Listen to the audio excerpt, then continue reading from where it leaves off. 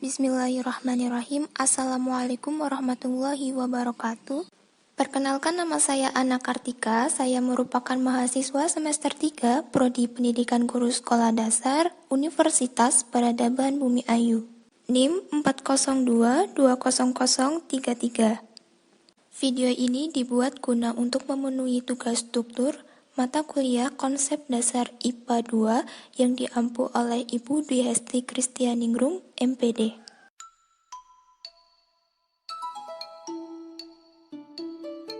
Keanekaragaman hayati atau disebut dengan biodiversitas merupakan keseluruhan dari sebuah gen, spesies, dan ekosistem di dalam suatu kawasan. Keanekaragaman hayati merupakan kajian yang sangat penting karena akan berkaitan erat dengan kehidupan manusia sebagai salah satu bagian di dalam sistem kehidupan. Dalam kajian keanekaragaman hayati di dunia, Indonesia selalu termasuk ke dalam negara yang diperbincangkan karena merupakan negara yang sangat kaya akan sumber daya hayatinya. Beberapa faktor yang mempengaruhi keanekaragaman hayati di Indonesia adalah Indonesia, negara kita, merupakan salah satu negara di benua Asia yang terletak di garis khatulistiwa yang tampak dari atas berwarna hijau. Letak geografis yang strategis sangat berkaitan erat dengan keanekaragaman hayati. Keanekaragaman hayati dapat dilihat dari 3 tingkat, yaitu keanekaragaman hayati tingkat gen, jenis, dan ekosistem. Keanekaragaman hayati tingkat genetik.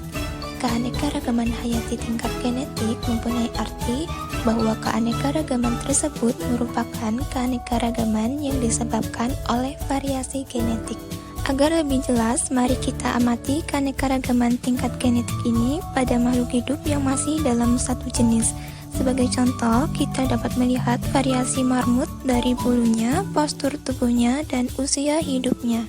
Di sini kita akan mengamati marmut lokal, marmut Abyssinian, marmut Peruvian, dan marmut Skinny. Marmut lokal memiliki bulu yang pendek, postur tubuh yang sedang, dan usia hidupnya antara 15 sampai 18 tahun.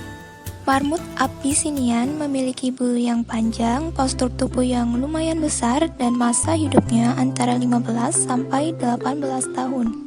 Marmut Peruvian memiliki bulu yang halus dan sangat panjang, postur tubuh yang pendek namun panjang sangat bagus, dan masa hidupnya antara 15 sampai 18 tahun. Marmut Skinny tidak memiliki bulu, memiliki postur tubuh yang besar, dan masa hidup antara 15 sampai 18 tahun. Dari perbedaan yang telah disebutkan, keempat marmut tersebut juga memiliki persamaan, diantaranya termasuk ke kelas mamalia. Hewan yang mirip tikus ini hidup dalam kelompok yang terdiri dari 5 sampai 10 ekor anggota, dan mereka memakan tumbuh-tumbuhan. Keanekaragaman hayati tingkat jenis.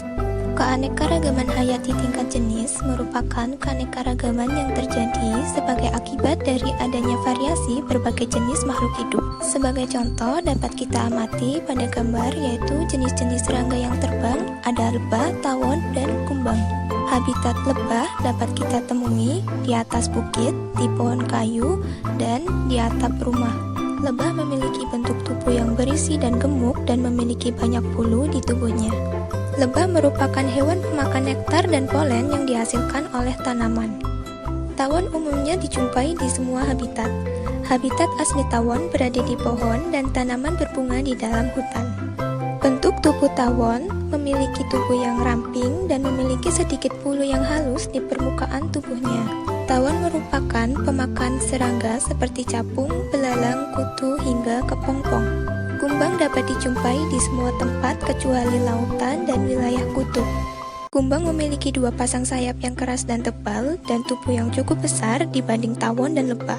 Kumbang merupakan hewan pemakan bangkai, sampah, jamur, bunga, dan buah. Dari perbedaan yang telah disebutkan, sebenarnya ketiganya memiliki persamaan, diantaranya yaitu memiliki sengat, melakukan metamorfosis sempurna, dan menghisap nektar dari bunga. Keanekaragaman hayati tingkat ekosistem. Keanekaragaman hayati tingkat ekosistem merupakan keanekaragaman yang terbentuk sebagai akibat dari adanya variasi interaksi kelompok makhluk hidup dengan lingkungannya. Sebagai contoh, coba perhatikan berbagai jenis ekosistem yang ada pada gambar, yaitu waduk, taman, dan kolam ikan. Waduk terdiri dari beberapa komponen, yaitu badan bendungan, pondasi, pintu air, bangunan pelimpah, kanal, reservoir, stealing basin, dan katup. Pembangunan waduk pada umumnya bertujuan untuk membantu mengatasi masalah kebutuhan sumber daya air yang semakin meningkat dari waktu ke waktu sesuai dengan perkembangan suatu wilayah. Beberapa manfaat waduk antara lain menyimpan cadangan air, mencegah banjir, dan menyediakan irigasi. Komponen taman terdiri dari pelembutan, perkerasan, dan seni memandang. Taman sebagai wadah ruang terbuka hijau dan penghijauan akan terus diperhatikan. Taman mempunyai manfaat sebagai pemasok oksigen. Tanaman hidup juga otomatis bisa menghadirkan suasana yang lebih segar pada hunian. Lingkungan juga terasa lebih asri sebagai sarana pariwisata dan rekreasi. Komponen yang tersusun dalam kolam ikan diantaranya adalah komponen biotik dan abiotik. Komponen biotik terdiri dari ikan, tanaman air, mikroba, pengurai. Komponen abiotik terdiri dari air kolam, zat hara, dan sinar matahari. Kolam ikan berfungsi untuk menampung dan memelihara ikan. Manfaat kolam ikan diantaranya menghasilkan sumber daya alam yang bernilai ekonomis, meningkatkan perekonomian masyarakat, memberikan keindahan di sekitar, dan membantu mengurangi stres.